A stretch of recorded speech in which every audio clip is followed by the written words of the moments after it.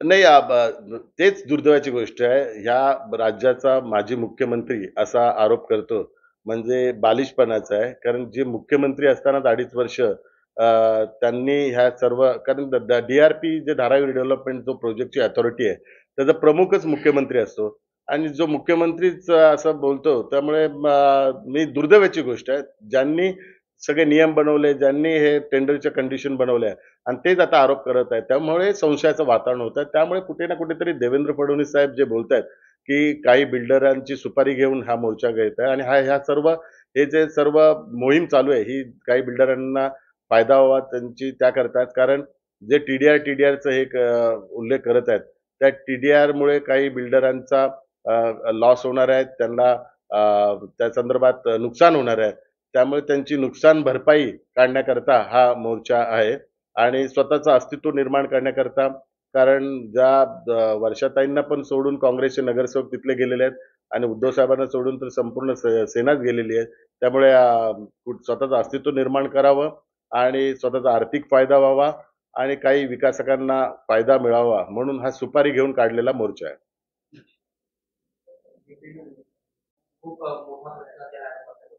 आज धारावी करता जो मोर्चा उबाटातर्फे जो घोषित करण्यात आलेला आहे, तो खऱ्या अर्थाने जसं माननीय उपमुख्यमंत्री देवेंद्र फडणवीस साहेब यांनी सांगितल्याप्रमाणे काही बिल्डरांची सुपारी घेऊन हा मोर्चा काढण्यात आलेला आहे आणि मुंबईतल्या काही बिल्डरांना फायदा व्हावा याकरता त्याकरता हा मोर्चा काढण्यात आलेला आहे आणि आपल्या व्यक्तिगत आर्थिक स्वार्थाकरता हा मोर्चा उबाटातर्फे काढण्यात येत आहे.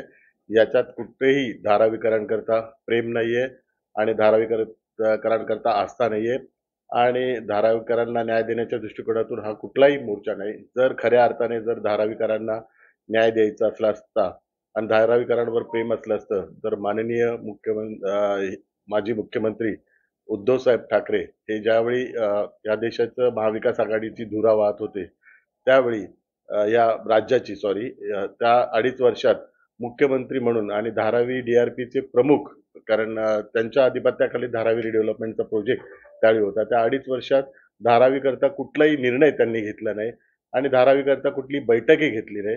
त्यामुळे ज्यावेळी मुख्यमंत्री असताना त्यावेळी त्यांनी धारावीकरांकरता काही करू शकलं नाही. ज्यावेळी त्यांना घटनात्मक अधिकार होता, त्यावेळी त्यांनी धारावीकरांकरता काही करू शकले नाही.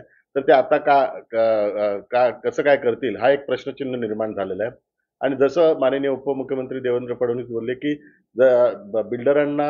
बिल्डरांची सुपारी घेऊन हा मोर्चा काढण्यात आलेला आहे. ह्याच्यात आता हे संशयाचं वातावरण निर्माण होतं. याचं मूळ कारण आहे, की ज्या मूळ मुद्द्यावर खऱ्या अर्थाने धारावीकरांचा रिडेव्हलपमेंटच्या विषयासंदर्भात विविध विषय आहेत आणि त्या विषयासंदर्भात राज्य सरकारने महत्त्वपूर्ण निर्णय घेतलेले आहेत.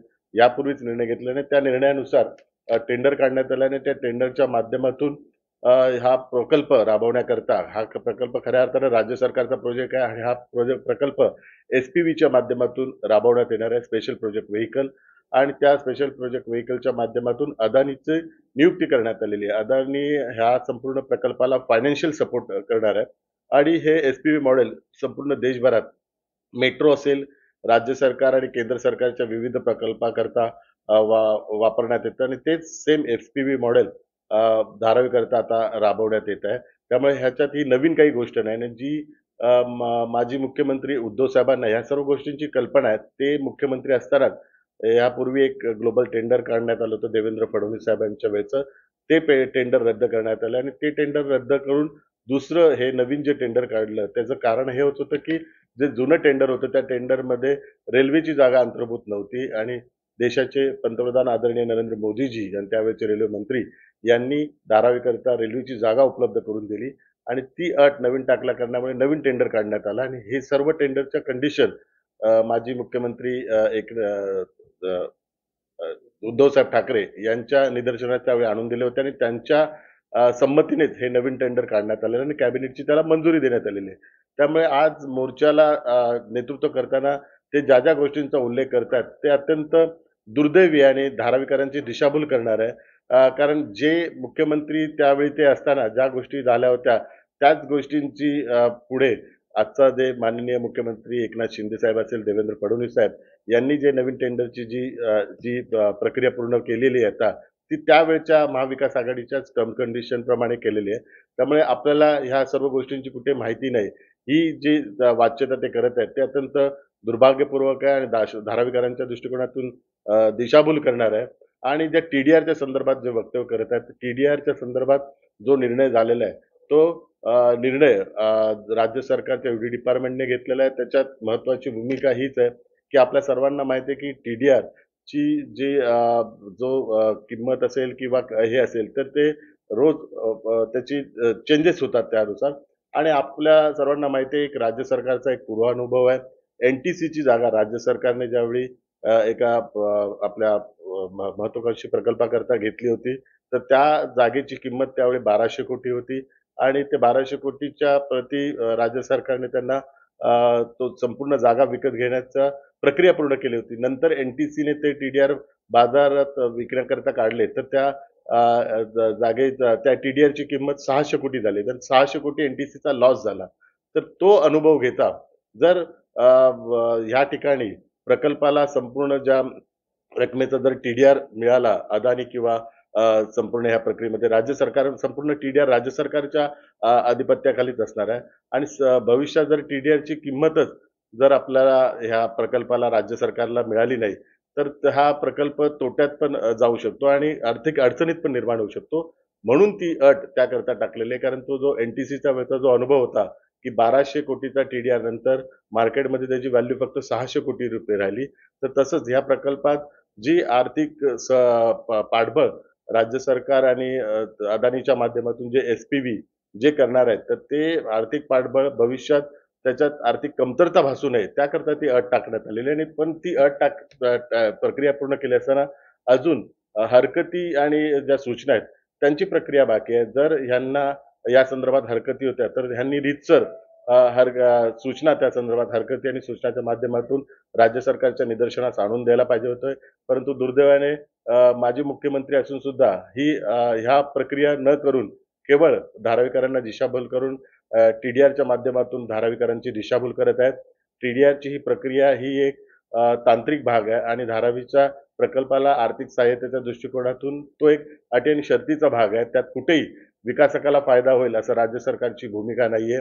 हा मोर्चा इतर विकासकांना फायदा होईल याकरता हा काढण्यात आलेला आहे.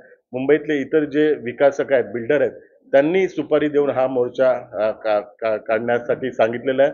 असं आता संशयाचं वातावरण निर्माण होत आहे.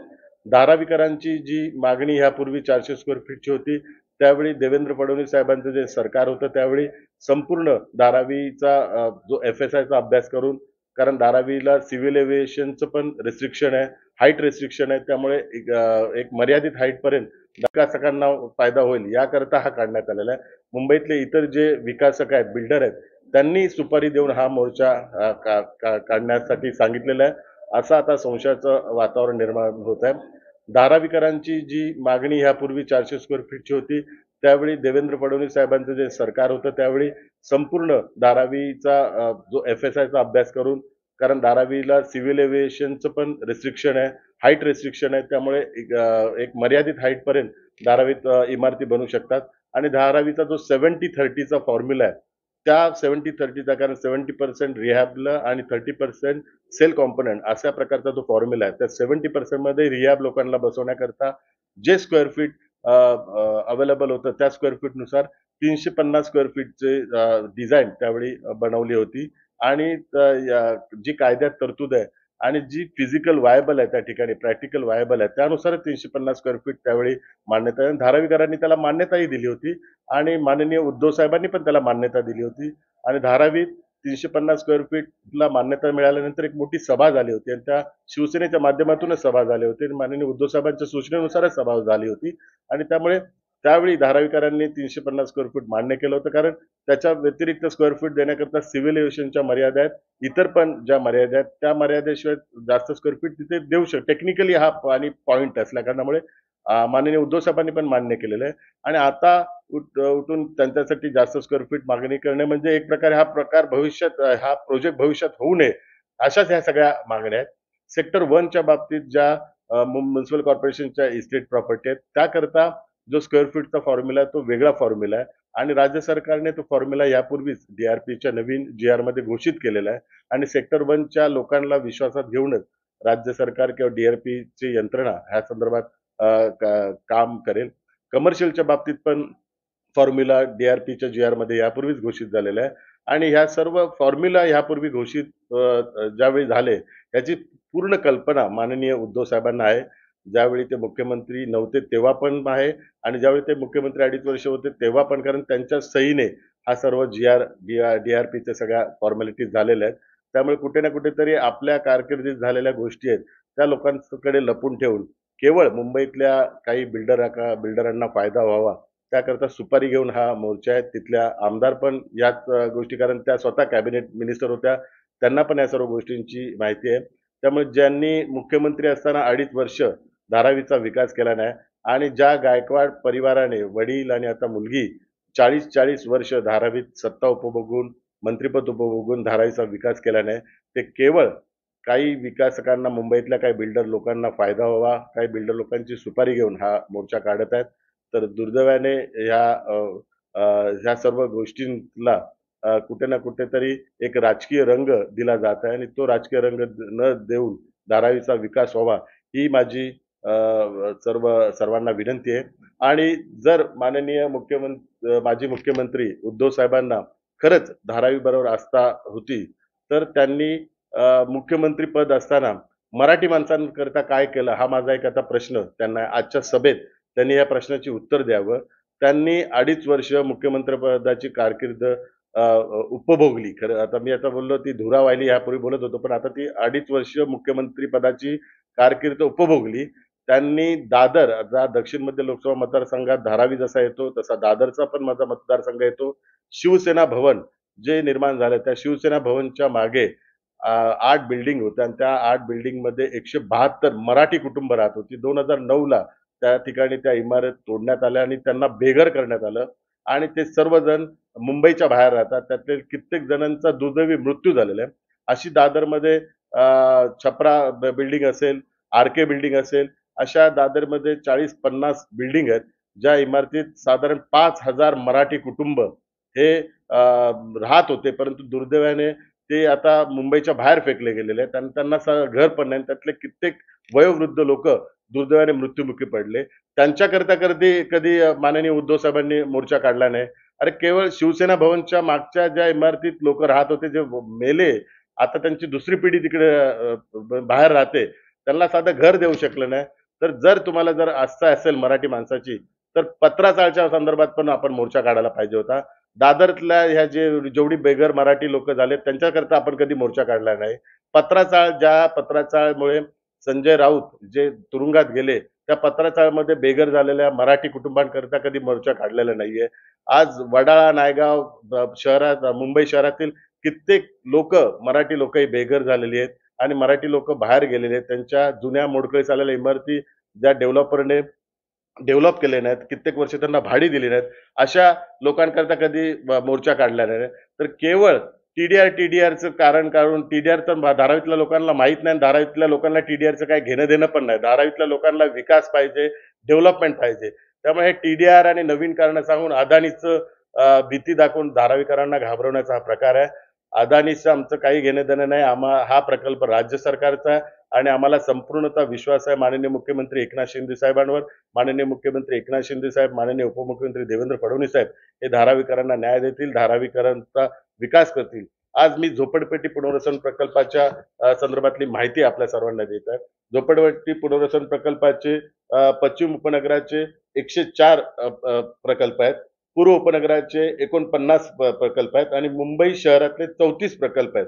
अशा प्रकल्पाचे विकासकाने त्यांची झोपड्या तोडलेल्या आहेत आणि या सर्वांना बेघर केलेलं आहे आणि ह्यांचे भाडी साधारण 15-15, 20-20 वर्ष रखडलेली भाडी आहेत आणि 700-800 कोटी भाडं.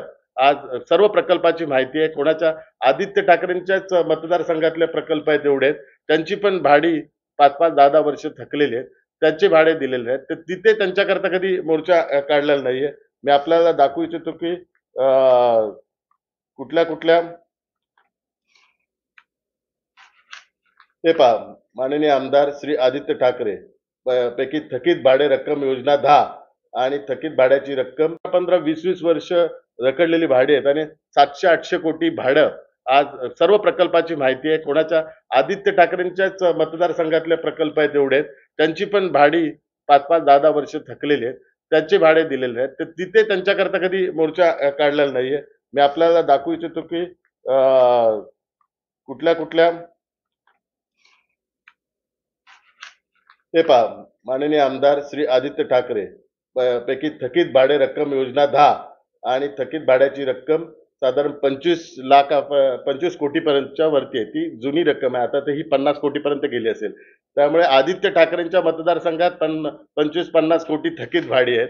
त्या ठिकाणी त्या लोकांना प्रतिनिधित्व करता कधीच मोर्चा काढलेला नाही आणि ही सर्व मराठी कुटुंब आहेत या ठिकाणी. त्या ठिकाणी प्रत्येक मुंबईतल्या शहरातील प्रत्येक जी मराठी कुटुंब आहेत, जी बेघर झाली आहेत, ज्यांना घर तोडून बाहेर फेकल्या गेलेलं आणि त्यांची डेव्हलपरने भाडी पण दिले. तर हे जेवढे विकासक आहेत, त्यात सगळ्या विकासकांची नावं आहेत, सगळ्या डेव्हलपरची नावं आहेत.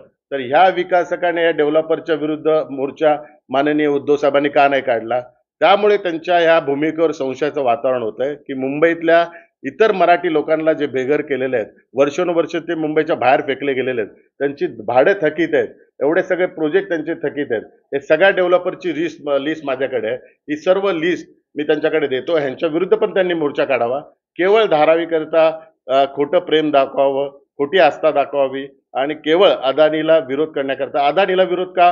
कारण त्यांच्या अलायन्स आघाडीतला प्रमुख काँग्रेसचे नेते राहुल गांधी यांनी अदानीला विरोध केला म्हणून हे विरोध करतात. ह्यांना काय बाकीचं काही घेणं देणं नाही. केवळ अलायन्सचा पार्टनर आहे आणि आपली अलायन्स मधली महत्व वाढवावं आणि राहुल गांधीकडे आपलं महत्व वाढावं याकरता अदानीला विरोध आहे. नाहीतर अदानीचे एवढे प्रोजेक्ट संपूर्ण देशभरात आहेत, मुंबईत आहेत.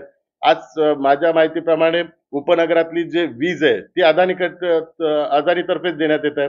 आज वर्षा गायकवाड चेंबूरला राहते. चेंबूरला पण अदानीतर्फे वीज देण्यात येत आहे. त्यामुळे घरात वीज अदानीची वापरतात.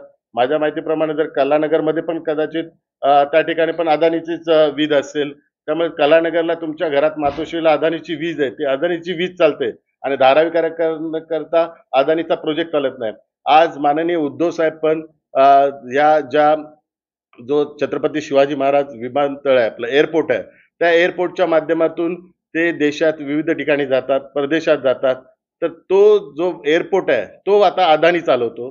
तर त्यावेळी त्यांना विरोध नाही, की हा एअरपोर्ट अदानी चालवतो, अदानीला माझा विरोध आहे, तर ह्या एअरपोर्टचा मी वापर करणार नाही. मी माझ्या मातोश्रीला जी अदानीची वीज येते, त्याचा मी वापर करणार नाही. अदानीच्या माध्यमातून इतर कित्येक गोष्टी आहेत. बीकेसीला रिडेव्हलपमेंटचे प्रोजेक्ट अदानीच्या माध्यमातून चाललेले आहेत. त्यांच्या घराच्या बाजूला, मातोश्रीच्या बाजूला अदानीच्या माध्यमातून रिडेव्हलपमेंटचे प्रोजेक्ट चाललेले आहेत. त्याला त्यांनी कधी विरोध केला नाही. मुंबई शहरात अदानीच्या माध्यमातून रिडेव्हलपमेंटचे, रिअल इस्टेटचे केवढे प्रोजेक्ट चाललेले आहेत. त्या ठिकाणी विरोध नाही. तर केवळ धारावीतच विरोध का? हा एक प्रश्न निर्माण झालेला आहे. आणि मी धारावीचा सुपुत्र आहे. मी जरी खासदार असलो तरी मी धारावीचा सुपुत्र आहे. मी धारावीकर आहे. म्हणून मला ही मनात चीड निर्माण झालेली आहे, की गेले 40-40 वर्ष आमदार, मंत्री म्हणून धारावीची सत्ता उपभोगता आणि धारावीकरता काय करत नाही. आणि केवळ एक डेव्हलपरच्या विरोधात तुम्ही भूमिका हे करता आणि त्या डेव्हलपरचं धारावीकरांना काही घेणं देणं नाही. धारावीकरांना डेव्हलपमेंट पाहिजे, धारावीकरांना विकास पाहिजे आणि धारावीकर संपूर्णतः माननीय मुख्यमंत्री एकनाथ शिंदे साहेब, माननीय उपमुख्यमंत्री देवेंद्र फडणवीस साहेब यांच्यावर संपूर्णतः विश्वास ठेवत आहेत आणि त्यांच्या माध्यमातूनच हा विकास होईल, हा संपूर्ण आम्हाला विश्वास आहे. 2 दिवसापूर्वी देशाचे पंतप्रधान आदरणीय नरेंद्र मोदीजींना मी स्वतः भेटलो. त्यांनी पण धारावीबद्दल चर्चा केली आणि धारावीचा प्रकल्प पूर्ण करण्याकरता केंद्र सरकारतर्फे पूर्ण सहकार्य करू, असं त्यांनी मला आश्वासित केलं. त्यामुळे आपल्या सर्वांना माहिती आहे संपूर्ण देशभरात मोदीजींची गॅरंटी ही जी गॅरंटीमुळे जो विश्वास निर्माण झालेला आहे, त्यामुळे धारावीकरांना पण आता मोदीजींची गॅरंटी आहे, की धारावीचा विकास हा आता पूर्णतः होऊन जाईल. धन्यवाद.